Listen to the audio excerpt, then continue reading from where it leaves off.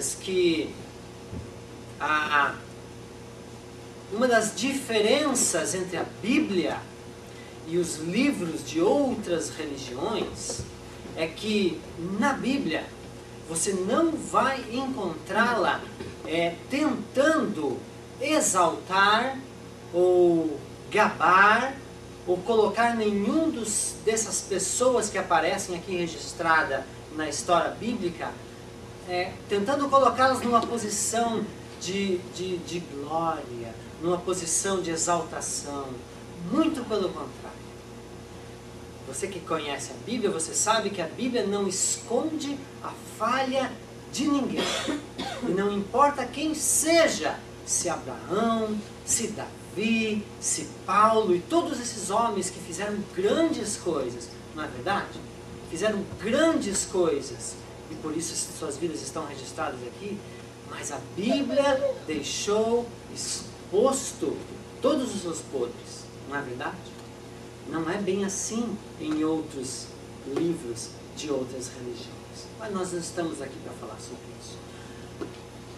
Então, o que eu queria hoje era pegar uma visão panorâmica de uma família da Bíblia. Nós estivemos nos últimos 2 domingos falando sobre o quê? Sobre disciplina, não é? Nós falamos sobre a necessidade da disciplina, aonde aplicar a disciplina, como aplicar a disciplina, né? A importância da disciplina. Então nós abrangemos todos esses tópicos, né? Em relação a pais e filhos. E hoje então eu queria pegar uma família que está aqui registrada na Bíblia como exemplo e ver então como é isso na prática. Como é que nós podemos ver as consequências, ver os frutos disso que nós estávamos então estudando nesses últimos domingos. Então eu peço que você abra sua Bíblia no primeiro livro que o profeta Samuel escreveu. Ou o primeiro livro que tem o seu nome, né?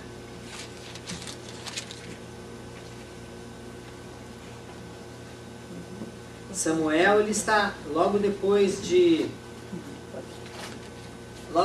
Pentateuco, logo depois de Deuteronômio, você tem Josué, depois você vai ter Juízes, né? Você vai ter Ruth, logo depois você tem Samuel.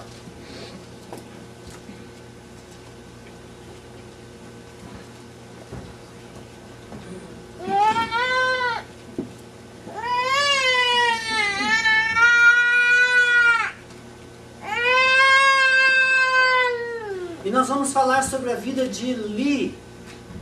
Eli foi sacerdote em Israel por 40 anos. Ele foi o sumo sacerdote. Eli era da descendência de Arão.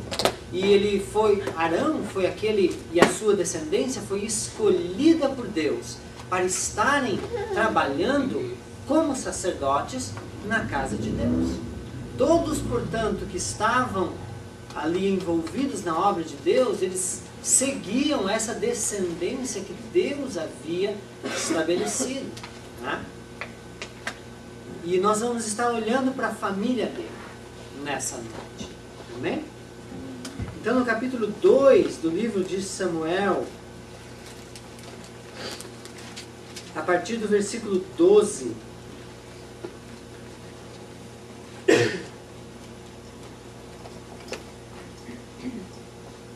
a partir do versículo 12 estaremos lendo, amém? Amém. Acharam? Amém. Amém. Se você não tem Bíblia, tem uma Bíblia aí por perto, no seu banco, ou no banco do lado. É importante que você leia. Então, Samuel, capítulo 2, versículo 12. Eram os filhos de Eli, filhos de Belial. Quem está lendo a Nova Versão Internacional aí? O que quer dizer isso? Eram ímpios. Eram ímpios. Na verdade, essa expressão do hebraico quer dizer imprestável, sem valor, né? Então eles eram maus, eram filhos de Belial, não conheciam ao Senhor. Ora, o costume desses sacerdotes, na verdade a lei estabelecia isso que agora aqui vai estar escrito. Para com o povo era que, oferecendo alguém um sacrifício, estando-se cozendo a carne, vinha o moço do sacerdote com um garfo de 3 dentes na mão. Metia-o na caldeira, ou na panela, ou no caldeirão, ou na marmita, e tudo que o garfo tirava, o sacerdote tomava para si. Assim faziam a todo Israel que ia a Siló.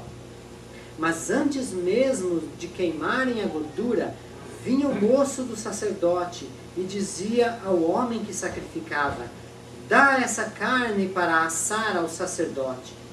Ele não aceitará de ti carne cozida, senão crua.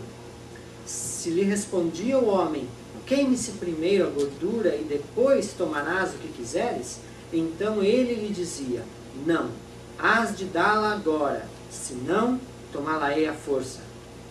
Era muito grande o pecado destes moços perante o Senhor, pois desprezavam a oferta do Senhor. Samuel, porém, ministrava perante o Senhor, sendo ainda menino, vestido de uma estola sacerdotal de linho. Sua mãe lhe fazia uma túnica pequena e de ano em ano trazia, quando com o seu marido subia para oferecer o sacrifício anual. Eli abençoava Eucana e a sua mulher e dizia: o Senhor te dê descendência desta mulher, em lugar do filho que pediu, e entregou ao Senhor. E voltavam para o seu lugar. E o Senhor abençoou a Ana, ela concebeu, e deu à luz 3 filhos e 2 filhas. E o menino Samuel crescia diante do Senhor. Ora, Eli, que já era muito velho, ouvia tudo o que seus filhos faziam, e todo Israel, e de como tinham relações com as mulheres que serviam à porta da tenda da congregação. Então ele lhes disse: por que fazeis tais coisas? Ouço de todo este povo os vossos malefícios. Não, filhos meus, não é boa fama que ouço entre o povo do Senhor. Pecando o homem contra o próximo, os juízes o julgarão. Pecando, porém, o homem contra o Senhor, quem intercederá por ele? Mas não deram ouvidos à voz de seu pai, porque o Senhor os queria matar. Amém? Amém. Senhor Deus Todo-Poderoso, estamos aqui mais uma vez com a sua palavra, e a sua palavra, na verdade, Senhor, é o momento mais importante dessa reunião. E é na sua palavra que nós nos alimentamos, é na sua palavra, Senhor Deus, que nós nos fortificamos, é na sua palavra, Senhor Deus, que nós encontramos sabedoria para vivermos e dirigirmos nossos atos, para escolhermos o nosso caminho, para conduzirmos nossas famílias, nossos negócios nessa terra. Portanto, te pedimos, Senhor Deus, que o teu Espírito Santo possa estar mais uma vez ministrando aos nossos corações, para que aprendamos nessa noite a mensagem que tu tens para nós, para que recebamos então a medida de sabedoria que tu tens para nós nessa noite. Abençoa nossos corações, nós te pedimos, e abre as nossas mentes. Em nome de Jesus, nós te pedimos, nós te louvamos e nós te agradecemos. Então, o que nós percebemos pela palavra que nós lemos nessa noite é que Eli, ele tinha 2 filhos. E esses filhos também serviam no templo. E eles serviam também como sacerdotes. E cuidavam de assuntos do templo. E como nós lemos no começo do texto, a lei que Deus deu ao povo de Israel através de Moisés garantia que os sacerdotes e todos aqueles que viviam para a obra do Senhor, para o templo, eles vivessem disso. Ou seja, eles recebessem o seu sustento disso.